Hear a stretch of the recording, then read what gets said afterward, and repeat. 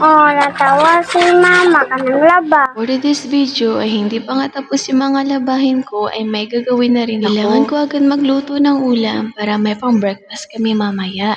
Ang gagawin ko dito ay magtuturta ako ng talong. Naisip ko pa nga kung paano ko sisimulan yung trabaho ko. At dahil naiwan yung anak ko, check natin kung anong nangyari. Nanglaba pala siya dito. Pagdating sa trabaho, sipag-sipag talaga ng anak ko. Kaya lang, ang kulit-kulit. Dahil excited na ako sa talong mo, ganito talaga ako magluto ng talong. Kailangan ko siyang tusok-tusokin ng tinidor. Di naman ito mahirap. Mahirap siguro kapag yung talong mo. Ito pala yung natira naming ulam kahapon. Check naman natin yung prinsipe ko kung okay lang ba yung talong niya.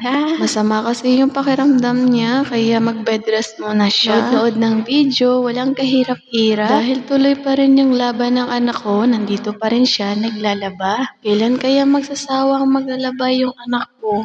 Halos lahat ng labahin ko ay gusto niya nang ubusin. Kung ako lang siya, lahat-lahat ng mga labahin sa bahay, lalabahan ko. Kaya wag na. Every once a week lang naman ako naglalaba. Natuwa lang kasi ako kasi yung anak ko ang sipag-sipag. Sana paglaki, ganun pa rin, di ba?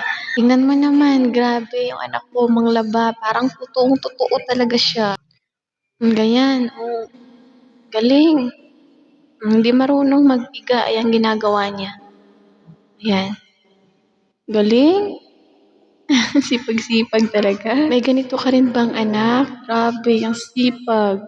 Sana paglaki ganun pa rin. Bilis, tapos na.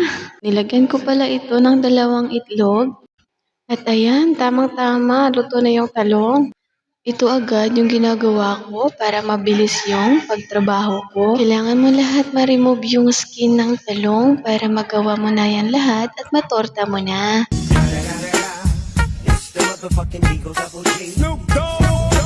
Ilagyan ko pala yan ng crispy fry para mas sumarap pa ang ating torta. At saka isaw-saw na natin ito sa egg. Paulit-ulit lang, lagyan naman natin ito ng crispy fry para mas sumarap pa itong ating tortang talong. Nilagyan ko pala ito ng cornstarch para mas crispy pa yung labasan ng ating tortang talong. Naluto na ang ating tortang talong, kaya let's go!